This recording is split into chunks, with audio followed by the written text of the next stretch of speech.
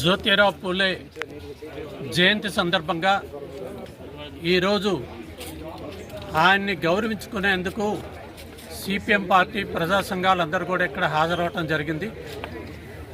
ఆయన జీవిత చరిత్ర చూసేటట్టయితే ఈ భారతదేశ చరిత్రని ప్రభావితం చేసింది.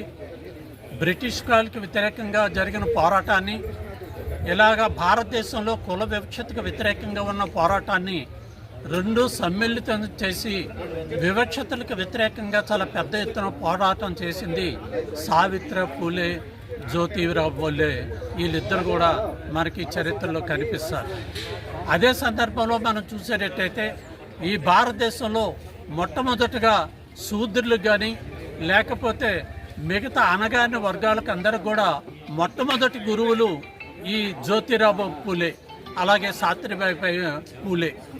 వీళ్ళు స్కూలు చదువుకోవటానికి నిషేధం ఉండేటప్పుడు కూడా వాళ్ళకు చదువు చెప్పని పరిస్థితుల్లో కూడా 1850-60 ప్రాంతాల్లో మనం చూసేటట్టయితే ప్రత్యేకమైన పాఠశాలలు ఏర్పాటు చేసి ఆ పాఠశాలల్లో ఈ శూద్ర పిల్లలందరినీ కూడా వాళ్ళని తీసుకొచ్చి వాళ్ళకి చదువు చెప్పే పరిస్థితిని మనము చరిత్రలో మనం చూస్తాము. ఆ విధంగా 19వ శతాబ్దంలోనే వాళ్ళకి చాలా స్పష్టంగా ఈ భారతదేశానికి శూద్రులకందరూ కూడా గురువుగా నిర్వహించి అనేక సాంఘిక ఉద్యమాలు నిర్వహించిన పరిస్థితి ఉంది.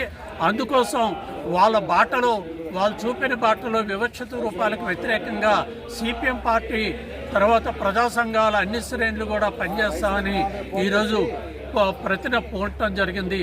ఆ విధంగా ప్రజలందరూ కూడా ఆయన జీవిత చరిత్రను మరొకసారి అధ్యయనం చేయాలని చెప్పేసి విజ్ఞప్తి చేస్తూ సెలవు తీసుకుంటాం.